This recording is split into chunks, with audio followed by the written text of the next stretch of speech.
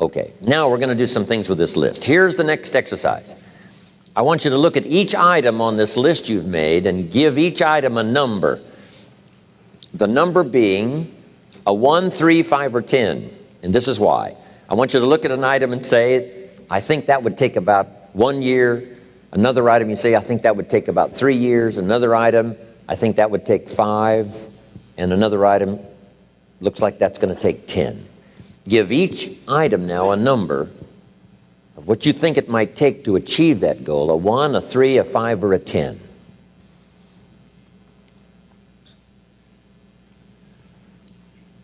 Just somewhere close, doesn't have to be exact. That's about a 1, that's about a 3-year goal, that's about a 5-year goal, that's about a 10-year goal.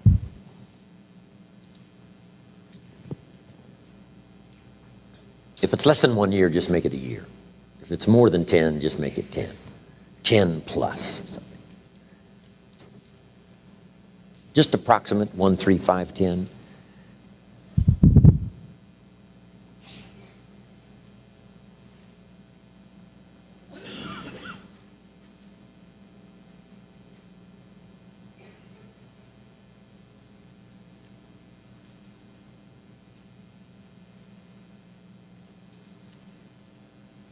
If you finish early, you can add some more to your list. Running a marathon.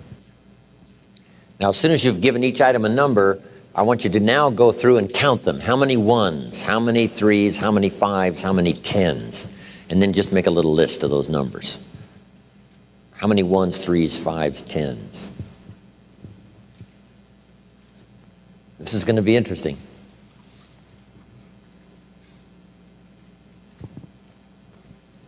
Now, I'd like to have a woman and a man volunteer to give me your tabulator list. How many 1s, 3s, 5s, and 10s? Right out here in the center somewhere. Yes, sir. Would you stand up and give me your numbers?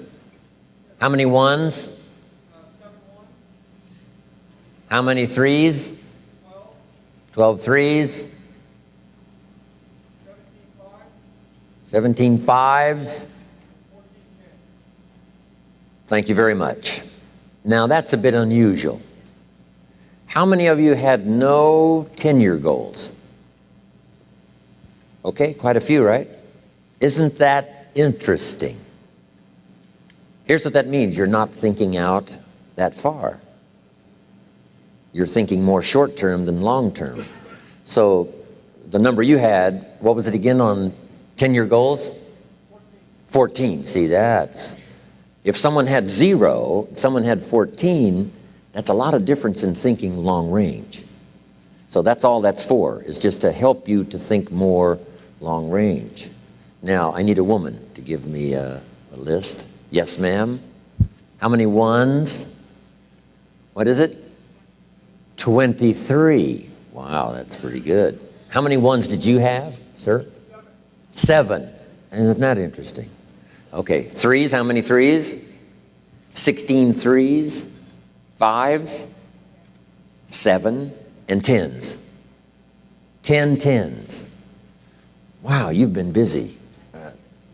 Okay. She's done this workshop before, so she knew what was coming. See, that's pretty good. But now you get what I'm talking about? No 10-year goals means you're not thinking out quite that far.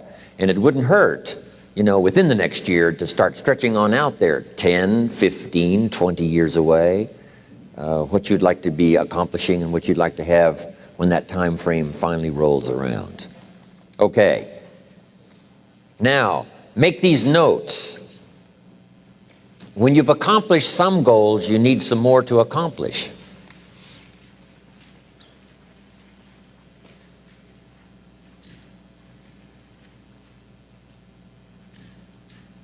Next, it's very important when you reach a goal that's significant or important to you to celebrate. So just jot that down. Celebrate a significant accomplishment.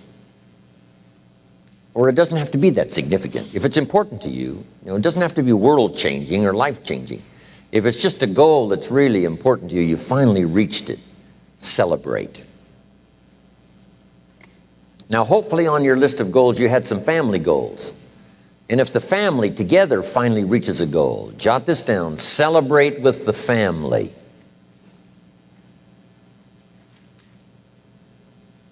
And if you're checking it off, let each member of the family put their check mark on this goal because the whole family worked on this one. Now here's what this will do. It will help each member of your family to make a longer list of goals. Wow, if we can accomplish this, think of what else we could do. The same is true of you individually. When you accomplish something, check it off, celebrate. It'll help you to grab your list, wherever it is, and say, hey, if I can get here, I can double that original list. So celebration creates excitement to develop a longer list. You also need goals ongoing. When the early astronauts went to the moon, some of them, when they came back from the moon, had psychological problems. Some of them drank too much, got into other difficulties. And one of the reasons is, where do you go now that you've been to the moon?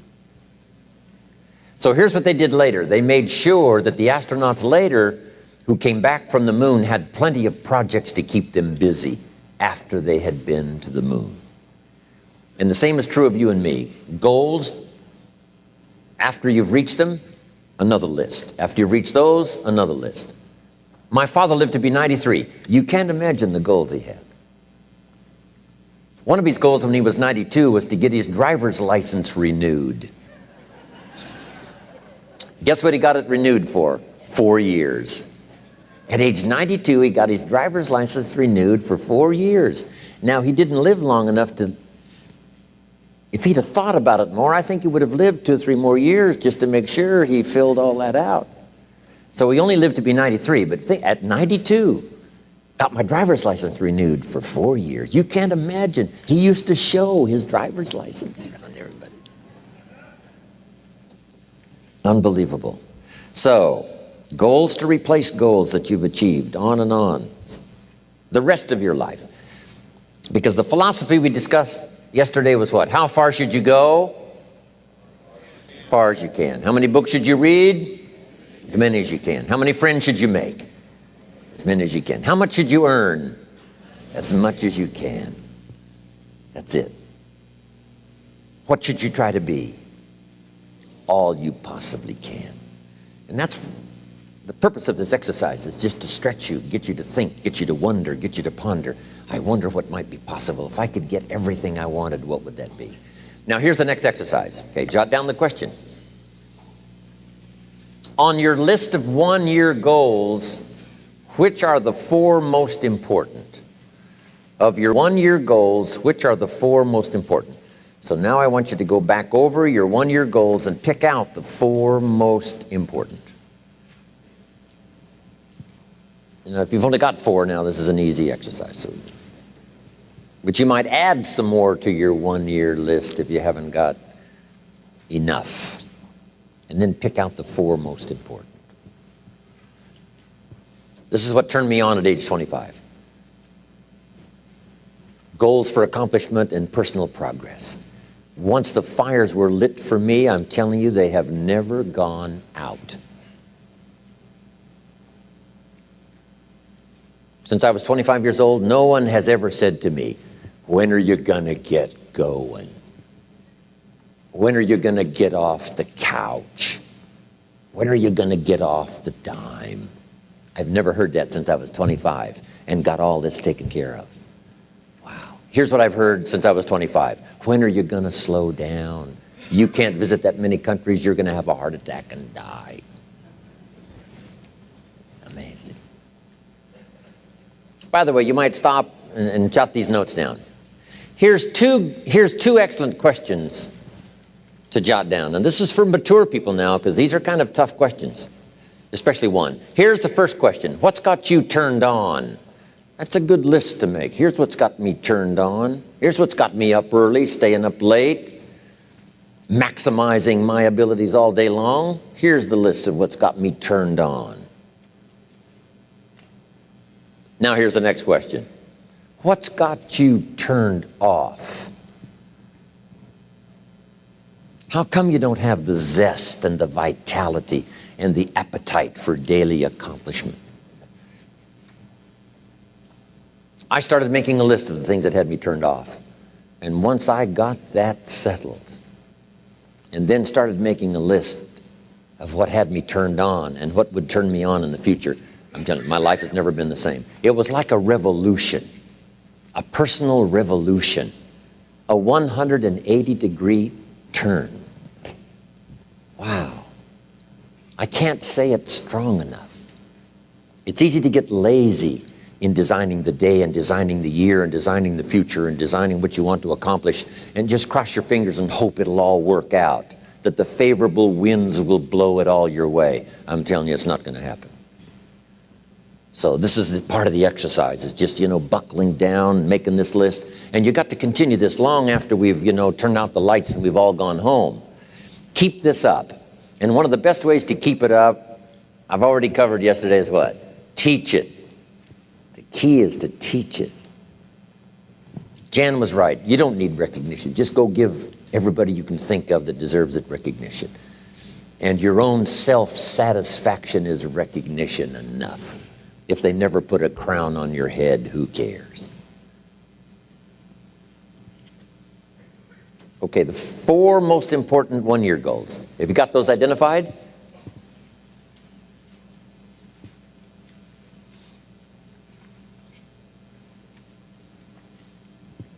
Okay, now here's the next exercise. This will take now just a little bit of time. And the question is why? Why are those 4 goals important to you? Because the why is very important. And I'm going to give you some notes on that a little bit later. So just start a little paragraph. Why those 4 goals are important to you. A couple of more minutes for this one. And then we'll put a little star there that says continue this later. And then I have some more notes for you to take. A couple more minutes. Why? This is a good question to ask kids. Kids said, here's what I'd like to have. And you say, why is that? And if they can start describing the why. So now make these notes. Put a little star there now. And that star means that, you can add to it later. So make these notes now. Here's the first one. When the why gets stronger, the how gets easier.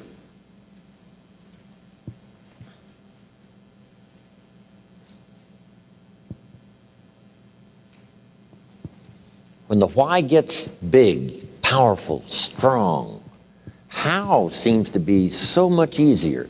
Without a strong enough why, the how seems to be too difficult almost to accomplish. Say, how do you manage your time? Hey, if you had strong and powerful enough goals, you'd figure out how to manage your time. You'd get a book on the subject. You'd do something to manage your time if it was worth it. If it's not worth it, why would you bother studying the art of managing your time if it really doesn't matter? But if it really mattered in the accomplishment of your goals and why you wish to accomplish them, see, you can do anything. You can get up any hour, read any book, take any class, make any change, develop any skill, do any discipline. I mean, you can do it all. When this how and the why, or when the why starts to grow, the how gets simple.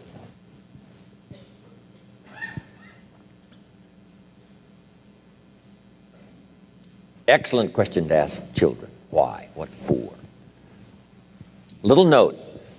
Maybe one of your goals was to have $1 million home on the hill overlooking Snake River Valley.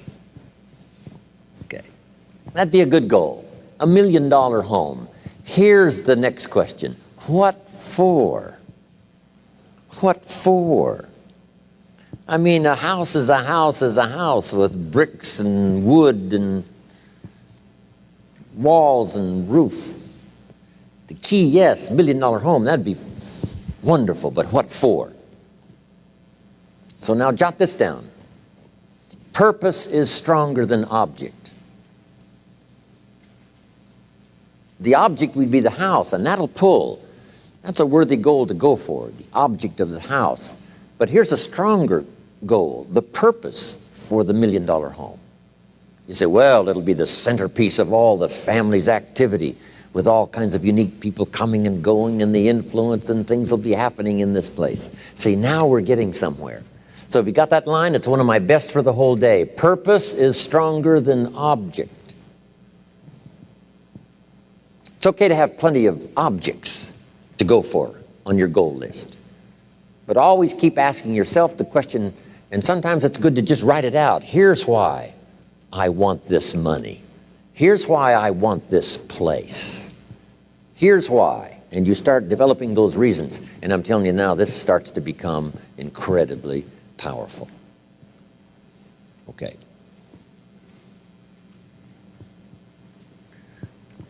Now here's some more notes. Some of your goals should be personal development. The person you wish to become.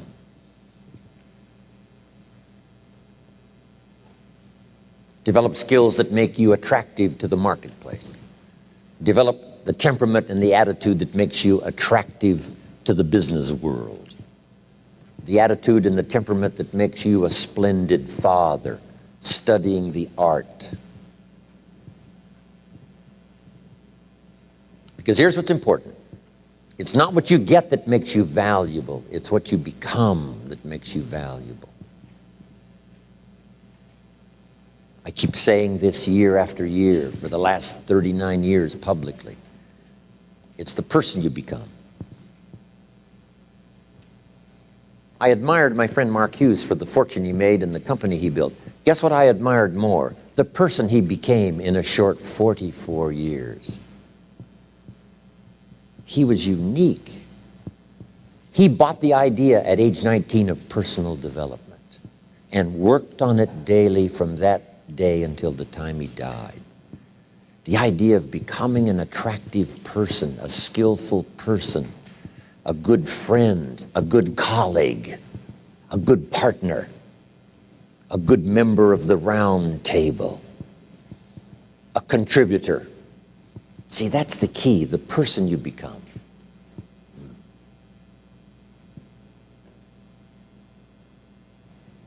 Okay, now here's the next exercise. Isn't this good stuff? I mean, I'm telling you, this stuff changed my life, altered the course of my life. From milking cows to sitting on this stool. Incredible. What a journey. And part of the explosive stimulation started when I met Earl Schoaf, and he asked me, have you got a list of goals? And I said, no. And he said, then I can guess your bank balance. I thought, whoa. I immediately started studying the art. And the art and the accomplishments of it helped to change my life and qualified me to come and speak to you today. Right? You got to be qualified, right? Invite 1,000 people to come, hear what you've got to say. It's unbelievable. But all of this journey, happened for me.